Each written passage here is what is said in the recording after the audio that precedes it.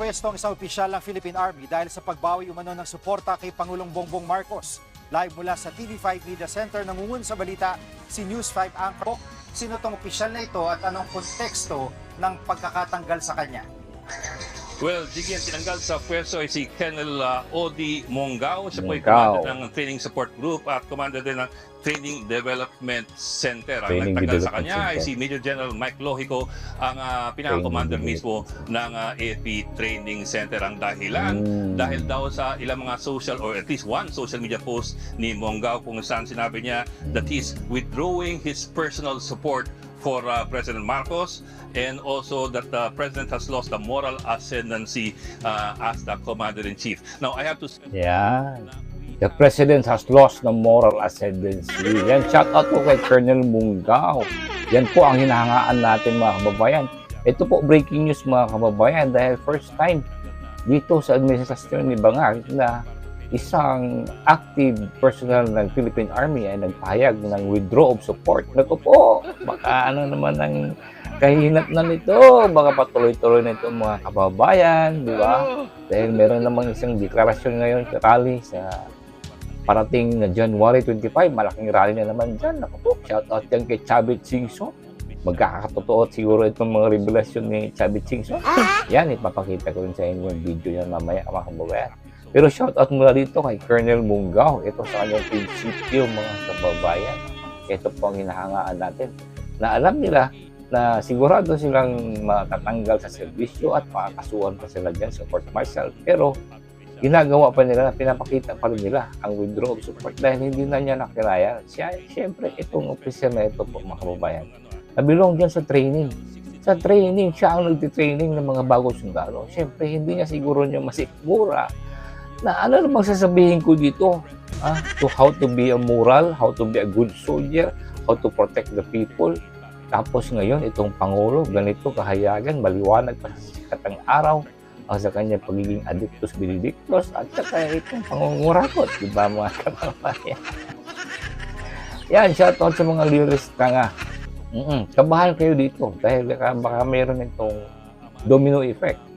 Malay natin, baka meron namang isang mga opisyalis dyan na magdeklara ng withdraw of support. Kaya, Bongbong Bangag, may sasabihin si Chavit Singson dito. Let's go, Chavit. In God, I believe in miracles and I believe in destiny. Siguradong babagsak. Ayan, naku. Magkamatanggal siguro nitong taon ito at maghahabulan itong mga kababayan dahil magpapile din sila ng impeachment dyan kay BP Sara. But then, ito na nga, meron talagang mga divine intervention. Katulad nitong isang opisyal, si Mongao, na nagdeklara ng kanyang withdraw of support. At ito nga din, isang pulis na babae, mga kababayan, na kinasuhan naman. Itong DILG, kinasuhan ng mga pulis. Itong isang pulis na nagpahayag lang sa kanyang sapatos na mamahalin. Ayun, kinasuhan. Pero iba pala ang dahilan. Ito, itong hayag nyo. Eto na, isang garapalan na naman ang nagaganap ba? Dahil sa 70K na sapatos, kinasuhan nila? Heto, panoorin muna natin. Dahil sa pag-flex ng mamahaling sapatos na harap sa mga kasong administratibo, ang isang pick police officer si dating PNP Health Service Chief Brigadier General Jezebel Imelda Medina. Dahil ito sa pagsusuot niya ng sapatos na nagkakalaga umano na may 70,500 pesos. Kahit naman siguro ordinaryong Pilipino, kung pag-iipunan, mabibili to. Iyon pa kayang naging general? Pero ito nga ba ang dahilan? Panoorin natin ang kasunod. Ang naturang pulis ang may post sa social media na tila nangiengganyo ng pag-aaklas sa gobyerno. O, di ba? Dahil nga ba sa sapatos o dahil gusto ng general na to ng pagbabago ng ating gobyerno? Pero ang mga kawatan sa Kongreso na nag-flex ng multi-million na bag at relo at mga luxury cars, bulag-bulagan, maang-maangan ng mga hipokrito. Ayan, si Police Medina. Oo, dahil lang sa kanyang sapatos, kawawa naman, kakasuhan nila. Di ba? First time po ito mga kababayan, dalawang active personnel ng gobyerno ay nagpahayag na dismayado. Ito nga, si Colonel ay nagpahayag na nag-withdraw ng suporta. I do not know dito kay Medina kung ano mga pinipost niya, pero yung mga naratiba daw niya ay parang nanghihimok na wala nang kwenta itong ginagawa na gobyerno. So shout out ito sa dalawa dahil aabangan din natin. Baka may susunod naman na higher rank na to po, Bongbong mga saan ka napupulutin dyan, di ba? Tama ang sinasabi ni Chavit Singson na hanggat maaga pa bangag, bumabaha ka na. Huwag mo nang antayin talagang itatapong ka ng taong bayan.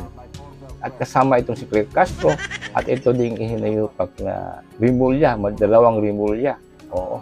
Alam natin ito si John Vic Rimulya, sinadya din talaga dyan sa JLG para hindi rin makagalaw itong mga pulisya sa pagdeklara nila ng withdraw ng support. Di ba? Dahil nakaabang si Rimulya. Siguradong sisante din ang mga pulis dyan. Kaya ito nangyari din kay Medina. O, di ba? Gano'n ka-wise itong hinayupak na Bongbong Bangag Marcos. Alam din natin na itong mga Rimulya, mula noon pa pala itong mga kabayan, ay abogado na ng mga Bongbong Bangag Marcos. Ayan. Makaligtas. Ang laki yung ginawa niyong kalukuhan. Imposible mapagtakpan niyo to. Imposible. Hindi naman bobo lahat ang Pilipino. Ang liwanag, maliwanag pa sa buwan. Hindi tayo papayag dyan. Hindi papayag mga Pilipino. I'm dead sure. Karamihan ng Pilipino lalaban. Last na lang po yung sa one-time, big-time rally. Meron na po ba kayong nakausap na personalities o mga grupo na nag-commit na sasama? Wala pa. Pero at siguro ko maraming kasama. Salamat po. Tigas ng ulo ng gobyerno natin.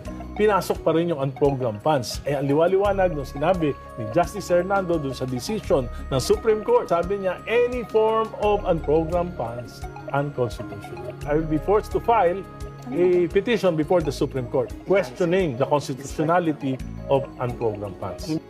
Ang sarap ng buhay ng mga congressmen, tsaka mga senator, May AIX, TUPAD, MAIP, Oo, meron pa silang... PAFF, LGSF, Farm to Market Road, DepEd Classroom, lahat-lahat ng klaseng mga All of this ayuda na incentives po. pang-patronage. Hindi ini-encourage na magkaroon ng diskurso sa Kongreso. Pinapatahimik na lang yung mga maiingay sa pag-alok ng mga insentibo. Manong upo nyo dyan, wala ba kayong trabaho? Alam mo, mas masarap tumambay ngayon 2026 lalo na't may budget na ulit ang gobyerno. Ano mo naman nasabi, Manong? Abay, biruin mo. Nabawasan puno ang mga insertion sa budget ng 2026. Pero parang inilipat lang sa AIX, TUPAD at MAIPIP. Tingnan mo naman, ang TUPAD may 25 bilyong pondo, 63.8 billion sa AIX at 51.6 billion naman sa MAIPIP.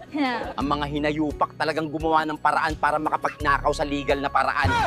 Hindi lang yan, mukhang babangon na naman pangalan ng mga buhaya dahil sa mga ayuda. Yan, isa mo yan. Yung buwakang inang mga ayuda na yan. Di ba? One-sided yan eh. Pabor na pabor talaga sa mga politiko yung mga hinayupak na ayuda na yan eh. Tapos tinatiming pa dito sa election period. Oo. Kapal na mukha talaga na itong mga politiko, mga kababayan. Di ba? Itong mga mambabatas, ang trabaho ninyo ay maggawa ng batas. Bakit panay braso niyo dyan sa budget ng gobyerno ng hinayupak? Wala naman kami maggawa. Diba? Napakawalang kwenta nitong mga congressman. Nahiya na nga dyan si Pulong eh. At tawaging congressman.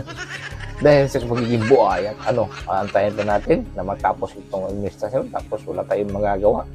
No? Makikinig at manonood na lang tayo sa mga gagawin nila kung anong kakasuhan nila, aarestuhin nila, kung sino ang gusto nilang arestuhin. Ang ina.